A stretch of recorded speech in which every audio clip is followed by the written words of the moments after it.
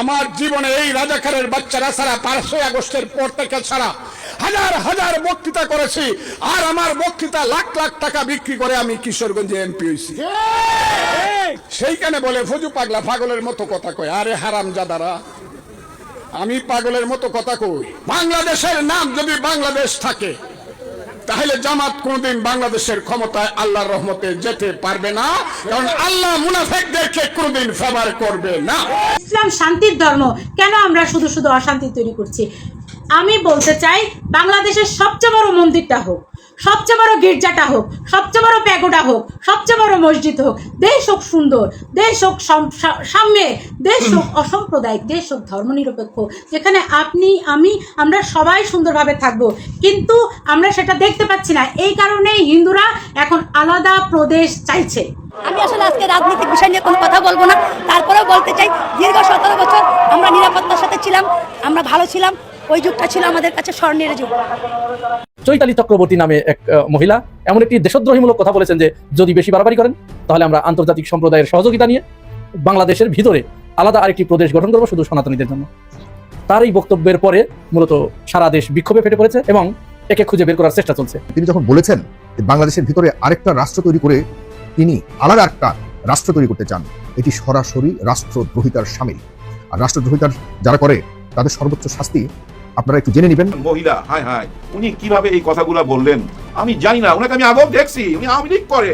উনি বলতেছে দেশ আলাদা করে পালাবে, আলাদা একটা রাজ্য বানায় ফেলবে সনাতনী ধর্মের ভাই বোনদের জন্য। বাংলাদেশি হিন্দু ভাই বোনদেরকে আহ্বান জানাবো, তারা যেন এই কুচক্রান্তকারী, এই বজ্জাত ডাইনি এই চৈতালিকে ধরে নিয়ে এসে এই শাহবাগের মধ্যে উল্টা করে ঝুলিয়ে রাখে। এবং চৈতালি রায় বাংলাদেশকে নিয়ে যে ধৃষ্টতাপূর্ণ বক্তব্য দিয়েছে, এই বক্তব্যের মধ্য দিয়ে একটা বিষয় আমরা পরিষ্কার, যে তারা বাংলাদেশে হিন্দু মুসলমান এরকম একটা সাম্প্রদায়িক দাঙ্গা লাগানোর একটা ন্যারেটিভ দাঁড় করার চেষ্টা করছে।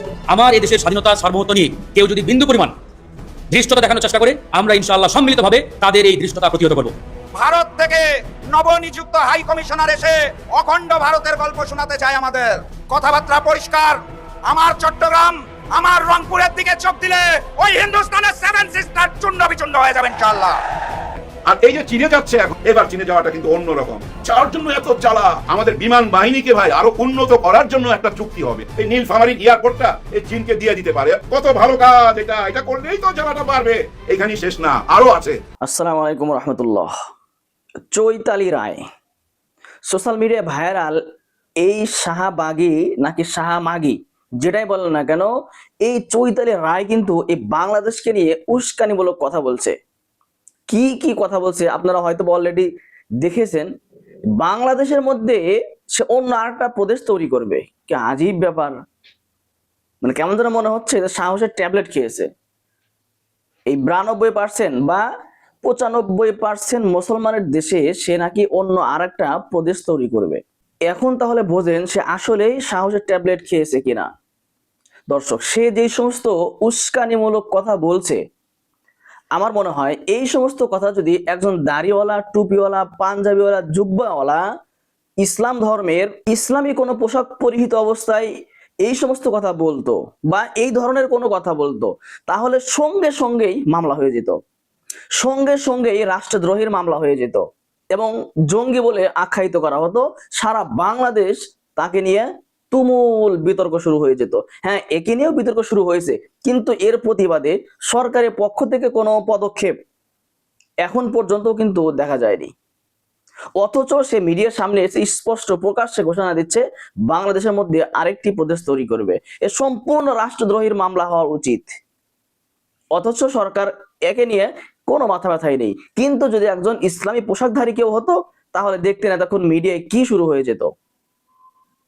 আবার কি বলছে যে শেখ হাসিনার 17 বছরে তারা রাজার হালে ছিল, তারা বাংলাদেশে খুব শান্তিতে, সুখে শান্তিতে ছিল। এখন তারা সুখ শান্তিতে নেই, এখন তারা ঝামেলার মধ্যে রয়েছে, বিপদের মধ্যে রয়েছে। অথচ বাংলাদেশের প্রত্যেকটা হিন্দু নাগরিক কেমন যেন শ্বশুর বাড়ি এসে রয়েছে। এমনটাই কিন্তু বাস্তবতা, যে তারা কেমন যেন শ্বশুর বাড়িতে এসে রয়েছে। তাদের বিপক্ষে, তাদের উপরে কোনো জুলুম, নির্যাতন এরকম কোনো কিছু কিন্তু বাংলাদেশে হয় না। অথচ ইন্ডিয়াতে সংখ্যালঘু মুসলমানদের উপরে কি পরিমাণ নির্যাতন হচ্ছে। আসলে তারা বাংলাদেশে আছে, সুখে আছে, কথায় আছে না, সুখে থাকতে ভূতে কিলায়। এদের হয়েছে এই অবস্থা। দেখেন, এই চৈতালি রায়, এই শাহমাগিকে নিয়ে কিন্তু এই হিন্দু সম্প্রদায়েরই অনেক লোক কিন্তু বলেছে যে সে নিশ্চয় রয়ের এজেন্ট, সে নিশ্চয় র এর এজেন্ট, সে র এর কথা অনুযায়ী এই বিতর্কগুলো তৈরি করছে, এই সমালোচনাগুলো তৈরি করছে এবং হিন্দুদেরকে নিয়ে উস্কানিমূলক কথা বলছে, মুসলমানদেরকে নিয়ে উস্কানিমূলক কথা বলছে। তার কারণে আর বাদ বাকি হিন্দুরা বিপদের মধ্যে পড়ে যাচ্ছে। স্বয়ং হিন্দুরাই কিন্তু এই কথাগুলো বলছে। তো এটাই বাস্তবতা, এটাই কিন্তু আসলে সত্য কথা। কোথায় থেকে কোথায় ছিল, কোথায় উঠে এসে এখন বাংলাদেশের বিপক্ষে, হিন্দুদের বিপক্ষে কথা বলছে। দর্শক, এই শাহ মাগি বা এই শাহ বাগেরকে নিয়ে আপনার কোনো মতামত আছে কিনা আমার কমেন্টে জানিয়ে যাবেন। দর্শক, তারই সাথে সাথে সাদিক কায়েম এবং হাসনাত আব্দুল্লাহ তারা যে লন্ডনে গিয়েছেন, সেখানে গিয়ে তাদেরকে কিভাবে অপদস্থ করা হয়েছে, নাকি তারাই যারা অপদস্থ করতে আসছিল তাদেরকেই অপদস্থ করে দিয়েছে, কোনটা? এবং অনেক জায়গায় এভাবে গুঞ্জন উঠেছে যে হাসনাত আব্দুল্লাহ মামলা খেয়েছে, লন্ডনে গিয়েও হাসনাত আব্দুল্লাহর নামে মামলা হয়েছে। আসলে বিষয়টা কি তাই? না, কখনোই কিন্তু তাই না। অনেকে জেনেই লাফাচ্ছে, অনেকে না জেনেই লাফাচ্ছে। আমরা কথা আছে না, ছাগলের 3 নাম্বার বাচ্চা। কিছু ছাগল মায়ের দুধ খেয়ে লাফায়, আর কিছু ছাগল মানে বাচ্চা ছাগল, আর কিছু আছে মায়ের দুধ না খেয়ে লাফায়। তো যেগুলো না খেয়েই লাফাচ্ছে সেগুলো হলো ছাগলের 3 নাম্বার বাচ্চা। তো এই হাসনাত আব্দুল্লাহ বিষয়টা যারা জানেন তারা হলো ছাগলের 1 নম্বর বাচ্চা, আর যারা না জেনেই লাফাচ্ছেন, ফাল পারছেন, মামলা হয়েছে, এই হয়েছে, সেই হয়েছে, তারা হলো ছাগলের 3 নম্বর বাচ্চা। দর্শক, কি ঘটনা, কি কাহিনী, আমরা মূল বিস্তারিত আজকের ভিডিওর মধ্যে জানতে পারবো। দর্শক, আমি কথা বলবো না, চলুন আমরা ভিডিওর মূল বিস্তারিত আলোচনাগুলো দেখে আসি। পুলিশের ইমেজটা ফিরে পাচ্ছে না, কেমন জানি একটা হজবরল হয়ে গেছে। খুলনার একজন পুলিশ কমিশনার, সহকারী পুলিশ কমিশনার আমার মনে হয়, ঘটনা যেটা সেটা বলি। উনি বলতেছে পাবলিকলি আইসা যে কোনো ইন্সপেক্টর যদি, মানে দারোগা, থানার দারোগা বা ইন্সপেক্টর যেটাই বলেন, কোনো ইন্সপেক্টর যদি কোনো কথা লিক করে, গোপন তথ্য লিক করে, তাহলে আমি নিজে তাকে ধৈরাই না গাছে ঝুলামু, আপনারা পিটাইবেন। এবং কসমও কাটছে উনি। কেন এই কথাটা বলছে? ঘটনা হয়েছে কি ভাই জানেন? ধরেন আমি একজন বড় পুলিশ অফিসার, আমি অফিসে আলোচনা করলাম, চলো চৌরাস্তার মোড়ে যাবো, অভিযান চালামু, ওইখানে মাদকের ব্যবসা হয়। রেডি হইতে তো ভাই 10-20 মিনিট লাগে। এর মধ্যে বাথরুমে যায় দেখা গেল যে কোনো একজন পুলিশ ফোন করে দিতেছে ওই চৌরাস্তার যে বস ওকে, যে আমরা আসতেছি, তাড়াতাড়ি সইরা পড়ো। হুটাহুট সবাই সইরা পড়লো, পুলিশ গেল, কাউরি পাইল না। এরকম ঘটনা ঘটতেছে। তো ওই অভিজ্ঞতা থেকেই কিন্তু ওই কথাটা বলছে এই পুলিশ অফিসার, যে কেউ যদি কোনো তথ্য লিক করে, মানে আপনারা তথ্য দিবেন, কে কোথায় অন্যায় করতেছে, কে মাদক বিক্রি করতেছে, এই তথ্যগুলো আপনারা দিবেন, কিন্তু আমার পুলিশ যদি লিক করে তাহলে ওই যে গাছে ঝুলায় ওই শাস্তিটা দিবে, পাবলিকের হাতে তুইলা দিতে চায়। ওনাকে ওইখান থেকে প্রত্যাহার করে নিয়ে আসছে, অন্য কোথাও নিয়ে যাবে। ওই কথাটা বলা পাবলিকলি ঠিক হয় নাই, কারণ পুলিশের ইমেজটা তো ভালো না। ওপেনলি এই ধরনের কথা বললে পাবলিকলি কি মেসেজ যাচ্ছে? এর আগে তো ভাই 5ই আগস্টের আগে অনেক ঝুলানের ঘটনা আছে, পুলিশের উপরে অনেক জুলুম হয়েছে তো ভাই, সত্য তো ঘটনা।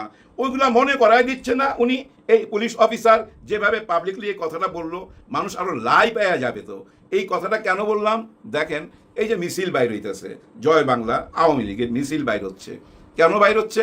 বর্ষপূর্তি, শুভ জন্মদিন, হ্যাঁ, এই 23 তারিখে, এই মাসের 23 তারিখে জন্মদিন। তার মানে আর 2-3 দিনের মধ্যেই এই জন্মদিন পালন করবে। আমার মনে হয় ওই দিন শেখ হাসিনারও আসার কথা, গুজব আর কি, আসবে না তো, আসার কথা। তবে আসলে ভালো হইতো, দিনটা ভালো ছিল, মানে আওয়ামী লীগের শুভ জন্মদিন, ওই দিন যদি আসতো খুবই ভালো হইতো। এই দিন যদি না আসে, আর কবে আসবে জানি না, সেটা নিয়ে পরে আরেকদিন আলোচনা করা যাবে। এখন এই 23 তারিখ উপলক্ষে বেশ মিছিল বাইর হইতেছে ভাই, হ্যাঁ, জয় বাংলা মিছিল বাইর হইতেছে। আওয়ামী লীগ কিন্তু একটা নিষিদ্ধ দল না, আওয়ামী লীগকে নিষিদ্ধ করা হয় নাই, আওয়ামী লীগের কার্যক্রম নিষিদ্ধ, এটা কিন্তু সবাই জানেন। কিন্তু ওই কার্যক্রম চালাইতেছে, আচ্ছা চালাক, কতজন আর ধরবে? কিন্তু যখন ওই মিছিল থেকে বলা হয় এই এদিকে আসবি না, আসলে মাইরা ফালামু, সাবধান এদিকে আসবি না, মিছিল থেকে বলা হইতেছে পুলিশকে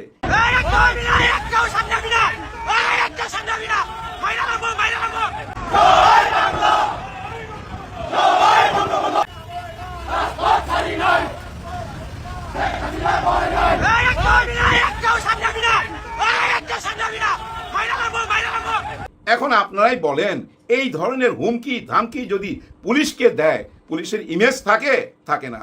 তার মানে কি জানেন, এই ফুটেজটা দেখা, এই ডায়লগটা যে মারছে, পুলিশকে যে হুমকিটা দিছে, ওকে এবং ওর আশেপাশের সবাইকে অবশ্যই ধরতে হবে, না ধরলে এটা কিন্তু আরো বাড়তে থাকবে। এর মধ্যে আপনারা দেখছেন এই ঢাকাতে ককটেল ফুটানো হয়েছে, মিছিল থেকে ককটেল ফুটানো হয়েছে, তার মানে ওই সন্ত্রাসী কার্যক্রম চলতেছে। কেন চলবে না ভাই? নেতা যেমন কর্মী তো তেমনই হবে। আপনারা একটু খেয়াল করেন, আমাদের প্রধানমন্ত্রী, অতীতের প্রধানমন্ত্রী যেভাবে সারা দিন রাত বলে ধরুম মারুম কাটুম, নাম লিস্ট করো, কাউকে আমি ছাড় দেবো না, অনেক রকম কথাই বলে, কিন্তু ইদানিং এটা বন্ধ হয়েছে। ইদানিং একটা সুন্দর কথা বলছে যে আমি আমার দেশে আসতে চাই, আমার দেশের মানুষ অনেক অশান্তিতে আছে, কষ্টেতে আছে, আমি তাদের পাশে দাঁড়াইতে চাই, জনগণের পাশে দাঁড়াইতে চাই। কোন জনগণের পাশে আপনি দাঁড়াবেন? 5ই আগস্টে যারা ওই গণভবনের দিকে আগে আসতেছিল পিঁপড়ার মতো, ওই জনগণের পাশে দাঁড়াবেন কি?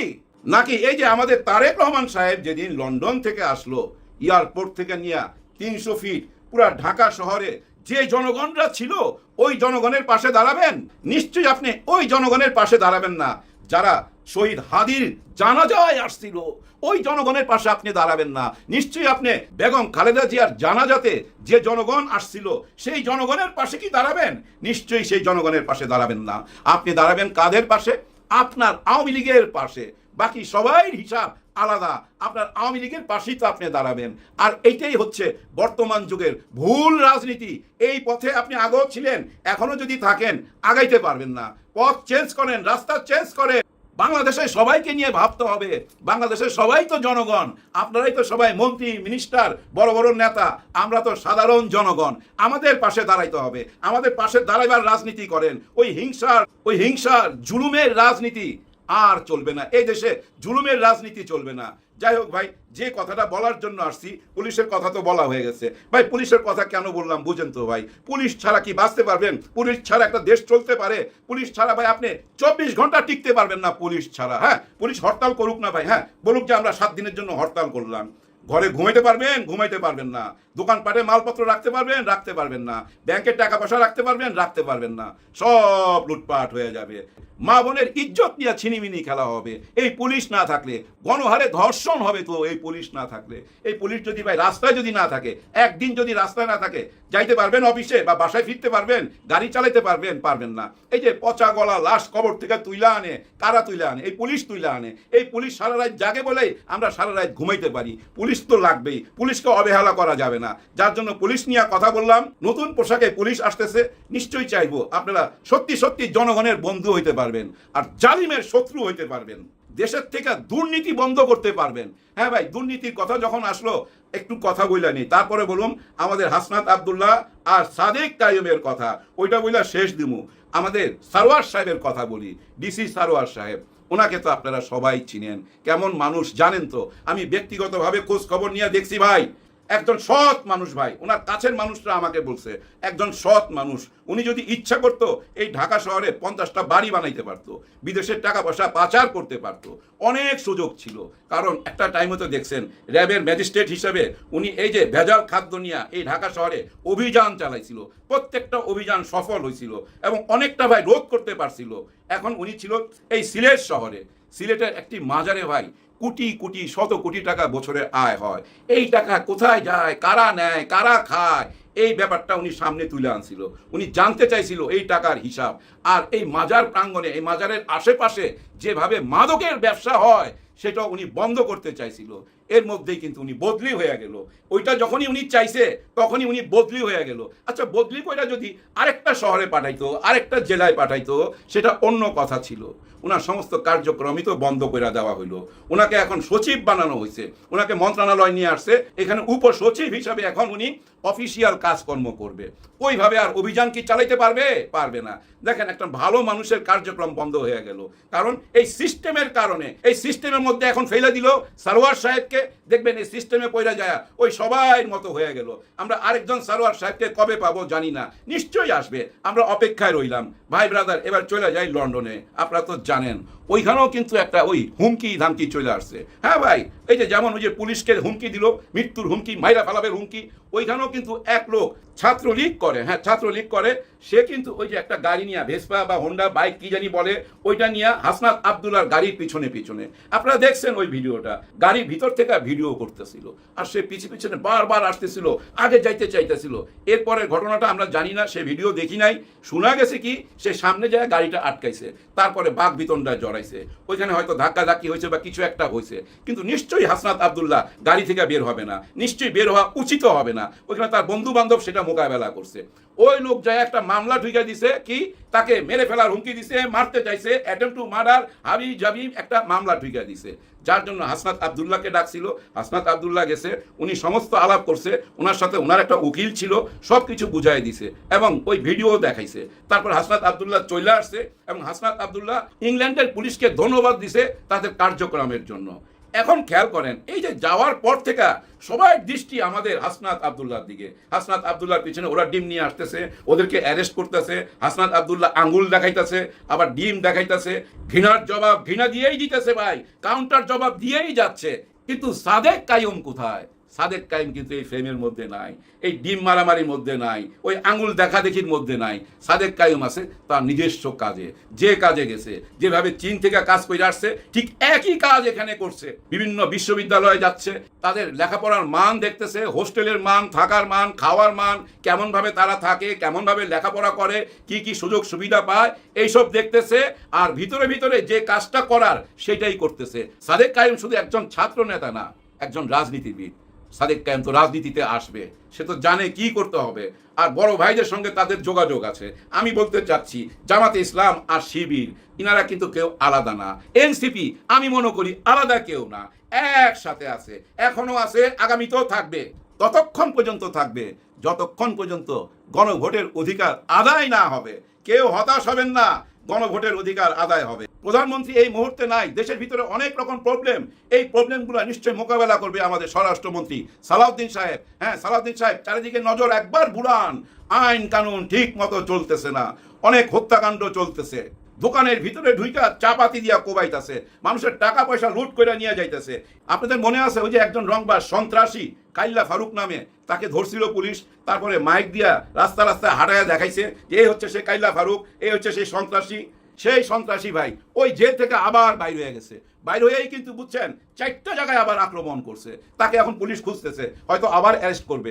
একজন পুলিশ অফিসার এই মিডিয়াতে এসে দুঃখ করে বলতেছিল এই কাইল্লা ফারুকের 12টা মামলা, কত শক্তভাবে তাকে আমরা জেলে পাঠাইলাম, কিন্তু কোন ফাঁকে তারা বাইর হয়ে যায়, কিভাবে বাইর হয়ে যায়, কারা বাইর করে, এইটাই তো বুঝতে পারি না। তারা আমাদের সামনে আইসা, ওইসব আসামিরা আমাদের সামনে আইসা দূর থেকে মুচকি মুচকি হাসে। ভাই ব্রাদার, কিভাবে তো বাইর হয় এটা আপনারা জানেন। বাইর করার জন্য অনেকেই তো দাঁড়ায় থাকে, কালো কোট পয়রা অনেকেই আছে দাঁড়ায় থাকে বাইর করার জন্য, ওইটা তার পেশা, বাইর করাটা তার পেশা। আর পুলিশের পেশা হইলো ঢুকানো, আর ওনাদের পেশা হইলো বাইর করা। এখন আমরা কোন দিকে যাবো? এইটারই তো সংস্কার করার দরকার সবচেয়ে আগে। এই আইন কানুনকে পুরা স্বাধীন করে দেওয়া উচিত। এটা যতক্ষণ পর্যন্ত সরকারের হাতের মুঠায় থাকবে ততক্ষণ ভালো পথে যাইতে পারে না। কেন ভাই জানেন? সরকারের হাতে মুঠায় থাকলে কি হয় জানেন? আমার দলের কেউ যদি ধরা পড়ে সেটা দেখুন এক নজরে, অন্য দলের কেউ যদি ধরা পড়ে সেটা দেখুন অন্য নজরে। কেন এই কথাটা বললাম সেটার প্রমাণ দিতেছি। এই যে ভাই ধর্ষণের মামলা তো কত আপনারা দেখছেন, শেষ না ভাই, দলের নাম নিতে চাই না, কিন্তু ছাত্র শিবিরের একজনের, জিসান নামে একজনের ওই ধর্ষণ মামলার সাথে একটা মামলা জড়ায় গেছে। কি ঘটনা আমরা ক্লিয়ারলি জানি না, আমরা শুনছি কি সে গুম হয়েছে, পরে শুনলাম সে একটা মেয়ে কেস করছে, সে ধর্ষণ করছে। এখন ওই মেয়ের সাথেও কেউ কথা বলতে পারতেছে না, ওই জিসানের সাথেও কেউ কথা বলতে পারতেছে না। ব্যাপারটা বুঝছেন? যার কারণে আমরা আমার নিজের দলের লোকের দিকে নেক নজর, অন্যদিকে বদ নজর। এইটাই তো চলে আসছে অতীতে, এখনো যদি এইটাই চলে তাহলে কি নতুন বাংলাদেশের সন্ধান পাবো আমরা?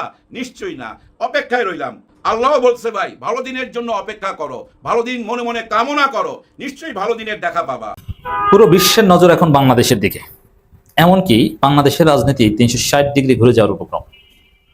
দর্শক, বাংলাদেশের মাননীয় প্রধানমন্ত্রী চীন সফরে যাচ্ছেন, আপনারা জানেন। মালয়েশিয়া সফর, দেন চীন সফর। মালয়েশিয়া সফর নিয়ে কারো কোনো আগ্রহ নাই, আর মালয়েশিয়া সফর এটা দুধভাত, এটাকে আমরা স্টার্ট আপ বলি বা ওয়ার্ম আপ বলি। যেমন বিদেশ সফর করতে গেলে, যেহেতু this is for the first time মাননীয় প্রধানমন্ত্রী বিদেশ যাচ্ছেন, প্রধানমন্ত্রী হিসেবে কিভাবে হাঁটতে হয়, চলতে হয়, কিভাবে গার্ড অফ অনার নিতে হয়, কিভাবে হ্যান্ডশেক করতে হয়, কিভাবে প্রোটোকল পায়, এটা কিভাবে কি, এগুলো সবকিছু, এগুলো কিন্তু কোনো কিছু তিনি জানেন না। আপনি যেই হন না কেন, এগুলো বিশেষ করে এই যে হাত নাড়ানোর সিস্টেম, দাঁড়ানোর সিস্টেম, আপনাকে যদি কেউ লাল গালিচা সংবর্ধনা দেয় আপনি কিভাবে দাঁড়াবেন, আপনি কোন দিকে ফিরবেন, এরকম অনেক বিষয় আছে যেগুলো প্র্যাকটিস না করলে জাস্ট ভিডিও দেখে শেখা যায় না। তো কিছুটা শেখা দরকার, যার ফলে ওয়ার্ম আপ হিসাবে বা স্টার্ট আপ হিসাবে মালয়েশিয়া যাচ্ছেন। বাট মূল সফরটা হচ্ছে চীন সফর। এই চীন সফর শুধু বাংলাদেশের জন্য কিংবা ভারতীয় উপমহাদেশের জন্য ইম্পর্টেন্ট না, পুরো বিশ্বের জন্য ইম্পর্টেন্ট। চীন সফরে কি হয়, বেশি করে প্রায় 1.5 ডজন চুক্তি হওয়ার কথা। কোন কোন চুক্তিগুলো হয়, চুক্তিগুলো যখন সবকিছু ডিসক্লোজ হবে এবং বাংলাদেশকে কি পরিমাণ আর্থিক সাহায্য দেয়, প্রতিশ্রুতি দেয় বা কমিটমেন্ট দেয়, এগুলোর দিকে সবার নজর। শুধু বাংলাদেশ না, সারা পৃথিবী, যুক্তরাষ্ট্রের নজর, রাশিয়ার নজর, ইরান, মধ্যপ্রাচ্যের দেশগুলো, তাদের নজর প্রধানমন্ত্রী চীন সফর। কারণ এই সফরটা এমন সময় যেখানে চীনের একটা মহাবিজয় হয়েছে। ইরান যুদ্ধে যুক্তরাষ্ট্রের পরাজয়, কিংবা ইরান যুদ্ধে সর্বশেষ যে যুদ্ধবিরতি চুক্তি হয়েছে, ইরান যুক্তরাষ্ট্র যে চুক্তি ভার্সাইতে, এই চুক্তির ঠিক পরেই মাননীয় প্রধানমন্ত্রীর এই চীন সফর ইজ ভেরি সিগনিফিক্যান্ট। কারণ এই চুক্তির মাধ্যমে আগামী দিনের গ্লোবাল লিডার যে চীন হতে যাচ্ছে এটা মানুষ বুঝে গেছে, এবং চীন বলয়ে যারা থাকবে তারাই যে ডমিনেন্ট পাওয়ার হবে এটা মানুষ বুঝে গেছে। এবং ইউএস হেজিমনি যে ইজ ডিক্লাইনিং, তাদের যে পতন হতে শুরু হচ্ছে, এটা একদম এস্টাবলিশড হয়েছে। এই কারণে যে বাংলাদেশ প্রো ইউএস একটা কান্ট্রি, প্রো ইন্ডিয়ান একটা কান্ট্রি, চীন বিরোধী বলয়ের একটা কান্ট্রি, এটা সত্য কথা। বাংলাদেশের সাথে চীন ওইরকম কোন স্ট্র্যাটেজিক এগ্রিমেন্ট নেই। বাংলাদেশ অ্যাবসলিউটলি ভারত যুক্তরাষ্ট্রের স্ট্র্যাটেজিক্যালি ভারত যুক্তরাষ্ট্রের জন্য সুইটেবল। হাসিনা এইভাবে করে গিয়েছে, ইউনুস সেই বলয় থেকে আমাদেরকে পুরোপুরি বের করতে পারেনি। ভারতের বলয় থেকে কিছুটা বের করলো, আমাদের আমেরিকা বলয় ঢুকিয়ে দিয়েছে। তো সেজন্য চীনের সাথে আমাদের কি হয়, নতুন বাস্তবতায় তারেক রহমানের প্যারাডাইম শিফট কি হয়, খলিলুর রহমান মার্কিন দালাল সে পুরোপুরি পোল্ট্রি নেয় কিনা, সারা পৃথিবীর দৃষ্টি এই চীনের দিকে। এখন চীনের সাথে যদি কিছু স্ট্র্যাটেজিক এগ্রিমেন্ট হয়, সেই 18টা বা 17টা চুক্তির মধ্যে কি কি থাকে, এটা বুঝবেন কিভাবে? সব চুক্তির সব ক্লোজ আপনি সরাসরি পাবেন না। যদি চীন নিশ্চয়তা দেয় যে তোমাদেরকে বিলিয়ন অন বিলিয়ন পয়সা দেবো, $3 বিলিয়ন, $4 বিলিয়ন, মিনিমাম $2 বিলিয়ন দেবো, এটাও যদি প্রতিশ্রুতি দেয়, $1.8 বিলিয়ন প্রতিশ্রুতি ছিল, ওইটাও যদি বলে যে হ্যাঁ নিশ্চিত দিয়ে দিব, যাও বাড়ি যাওয়ার সাথে সাথে দিয়ে দেবো, সেটা সরাসরি চীন দেখ আর এশিয়ান ইনফ্রাস্ট্রাকচার ব্যাংকের মাধ্যমে দেখ, ব্রিক্স ব্যাংকের মাধ্যমে দেখ, যেভাবে দেখ দিলেই হলো। অন্য নামে ঘুরিয়ে ফিরেও দিতে পারে, সরাসরি নাও দিতে পারে। চীন থেকে যদি মাননীয় প্রধানমন্ত্রী জনাব তারেক রহমান পয়সা নিয়ে আসতে পারেন, তাহলে বুঝবেন যে স্ট্র্যাটেজিক চুক্তি হয়ে গেছে। কারণ চীন তাদের স্ট্র্যাটেজিক ইন্টারেস্ট নিশ্চিত করা ছাড়া কোনো পয়সা পাতি দিবেন না, এটা হচ্ছে কথা। এই জন্য পয়সা দিলে বুঝবেন যে ঘটনা ঘটে গেছে, পয়সা না দিলে বুঝবেন যে না। আর চীনের সাথে এ ধরনের সব সফরের ক্ষেত্রে বাংলাদেশের অভিজ্ঞতা খুব খারাপ। যখনই বাংলাদেশের প্রধানমন্ত্রী চীন সফরে যান তখনই বাংলাদেশে অঘটন ঘটে। খালেদা জিয়ার সেই 2006 সালে চীন সফরের সময় 63 জেলায় বোমা হামলা, 6 সাল না সম্ভবত, যাই হোক সালটা ভুল হতে পারে, 63 জেলায় বোমা হামলার কথা আপনারা জানেন। তখন খালেদা জিয়া চীন সফরে ছিল, সফর কাটিল করে চলে আসতে হয়েছে। এখন আবার তারেক রহমানের ক্ষেত্রে কি হয় কে জানে। সফর সফল হলে কিছু হবে না, সফর ব্যর্থ হলে দেখবেন যে অঘটন ঘটে গেছে। শেখ হাসিনা চীন সফর থেকে ফিরে আসার পরেই তার বদল। এমনকি প্রফেসর ইউনূসের চীন সফর ব্যর্থ হয়েছিল, চীন সফরে টাকা পয়সা দেওয়ার কথা বলেছিল কিন্তু দেয়নি, ডিসবার্স করেনি, এবং এক পর্যায়ে ইউনূসকে বিদায় নিতে হয়েছে, নির্বাচন দিয়ে বিদায় নিতে হয়েছে। অতএব চীন সফরের এক্সপিরিয়েন্স খুব খারাপ। এখন যদি চীনের সাথে ফুল স্ট্র্যাটেজিক এগ্রিমেন্টে যায়, টাকা পয়সা সবকিছু দিয়ে দেয়, তাহলে বুঝবেন যে জামাতের গুরুত্ব রাজনীতিতে বেড়ে গেছে, জামাতকে আর বিএনপি পিটাবে না, এমনকি সামনে জামাতকে সাথে নিয়ে জাতীয় সরকার গঠন করবে। আর যদি চীনের সাথে এরকম কাঙ্ক্ষিত কিছু না হয়, যদি এখানে আরো অনেক কথা আছে যে এই সফরটা কি সব, এখন আমরা অনিশ্চয়তার মধ্যে আছি। আমি ক্লোজলি অবজার্ভ করছি চীন নানান দিক দেখছি। প্রধানমন্ত্রীর সাথে চীনা রাষ্ট্রদূতের মিটিং হয়েছে, সেই মিটিং এ সফরটা দ্বিপাক্ষিক কিনা না ওয়ার্ল্ড ইকোনমিক ফোরামে যোগদানের অংশ হিসাবে এখানে যাচ্ছেন, এগুলো স্পষ্ট না। এবং কোন কোন চুক্তি হবে কি কি, এটা চীনের পক্ষ থেকে ক্লারিফাই করা হচ্ছে না। বাংলাদেশের পক্ষ থেকে অনেক কিছু বলা হলো, চীন কিন্তু অনেক কিছু, কারণ আসল জিনিস না পেলে তারা মুখ খুলবে না। এবং ভারতকে লাঠি দিয়ে না গেলে, যুক্তরাষ্ট্র বলয় থেকে বের না হয়ে গেলে চীন দিবে না কিছু। এই জন্য চীন চুপচাপ নীরব, এই জন্য অনিশ্চয়তা আছে। চীন সফর ব্যর্থ হলে তারেক রহমানের ক্ষমতা নিয়ে টানাটানি বেড়ে যাবে, কারণ বাজেট ব্যর্থ হবে, আর বাজেট ব্যর্থ হলেই মানুষ রাস্তায় নেমে যাবে। চীন সফর শুরু হলে বিএনপি জামাতের মধ্যে সম্পর্ক মজবুত হবে, দেশে স্থিতিশীলতা আসবে, টাকা পয়সা আসবে। তো দর্শক, এইভাবে রাজনীতি ঘুরে যাবে। অর্থাৎ চীন সফর একটা ডিটারমিনেন্ট। আর ওই যে আপনি জাস্ট চীনে গেলেন, কিছু পয়সা নিয়ে আসলেন, আর 2 নৌকায় পাও দিয়ে চললেন, যে ঠিক আছে আমি আমেরিকার সাথেও আছি, চীনের সাথে আছি, ভারতের সাথেও আছে, চীনের সাথেও আছে। হাসিনার যে স্টাইল, ওই স্টাইল দিয়ে এখন আর চলবে না, ওই বাস্তবতাও এখন আর নাই। আপনাকে যদি চীনের সহযোগিতা নিতে হয় ভারত আমেরিকাকে লাভ দিয়ে চলে যেতে হবে। হ্যাঁ, বলছি না যে ভারত আমেরিকার সাথে মানবিক সম্পর্ক থাকে, বাট মূল সম্পর্কটা আমাদের কেবলার আগে যেরকম ছিল দিল্লি এবং ওয়াশিংটন, এখন কেবলা হবে বেইজিং, মস্কো। সম্ভাবনা আছে, কারণ খলিলুর রহমান রাশিয়া গিয়েছেন। রাশিয়া যাওয়ার কোনো দরকার বাংলাদেশের কোনো পররাষ্ট্রমন্ত্রী নাই, কারণ রাশিয়ার সাথে এরকম কোনো ভালো ব্যবসা বাণিজ্য নাই। রাশিয়া এমন কোনো প্রোডাক্ট নাই যেটা আমরা আনতে পারি। আছে তেল, সেই তেল আমরা কিনতে পারি না। তো সেই জায়গায় রাশিয়া যাওয়ার কোনো প্রয়োজন। রাশিয়া চীন সফরে মাপ হিসেবে রাশিয়া গেছেন, মানে ওই বলায় ঢোকা যায় কিনা। আর হতে পারে যে তারেক রহমান এটা ফিল করতে পারেন যে বিশ্ব রাজনীতির যে প্যারাডাইম শিফট হচ্ছে, চীনের উত্থান হচ্ছে, মার্কিন যুক্তরাষ্ট্র দ্বারা খাচ্ছে, তো যুক্তরাষ্ট্র দ্বারা লিগারে লাভটা কি, তার চাইতে বরং আগে ভাগে আমরা চীনা বলায় ঢুকে যাই। ইউরোপিয়ানরা নজর রাখছে যে আসলে কি কি ঘটে, এবং যদি চীনা বলায় ঢুকে যায় তারপরে মার্কিন এবং ভারতীয় ষড়যন্ত্র আমরা দেখব। এবং এই যে আপনারা হিন্দুত্ববাদী নানান সংগঠন রাস্তাতে নামছে, রামের মূর্তি অবমাননার প্রতিবাদ করছে ইত্যাদি ইত্যাদি, এগুলো চীন সফরের রিয়াকশন, চীন সফরের বিরুদ্ধে একটা ভারতীয় ষড়যন্ত্র, এরকম অনেক কিছু হবে। তবে ধাক্কা সামলাতে পারবে, এইসব ধাক্কা সামলাতে বিএনপি জামাত, আর চীন এমনি শুধু বিএনপিকে বিশ্বাস করে না, জামাতকে গ্রান্টার লাগবে। আর চীনের সাথে এগ্রিমেন্টে গেলে, ডিপ রিলেশনসে গেলে দেশে যে ভারতের ষড়যন্ত্র হবে সেটা মোকাবেলা করতে বিএনপি জামাতের মতো কথায় যদি বলি, বাংলাদেশের রাজনীতি একটা বড় ধরনের পরিবর্তনের মুখে। এতক্ষণে আমাদের সাথে থাকার জন্য ধন্যবাদ। পরবর্তী ভিডিও পেতে চ্যানেলটি সাবস্ক্রাইব করে পাশে থাকা বেল আইকনটি বাজিয়ে রাখবেন। আর যারা ফেসবুক পেজ থেকে দেখছেন অবশ্যই পেজটি ফলো দিয়ে পাশে থাকবেন। সবাই ভালো থাকবেন, সুস্থ থাকবেন। আবারও দেখা হচ্ছে পরবর্তী কোনো ভিডিও নিয়ে।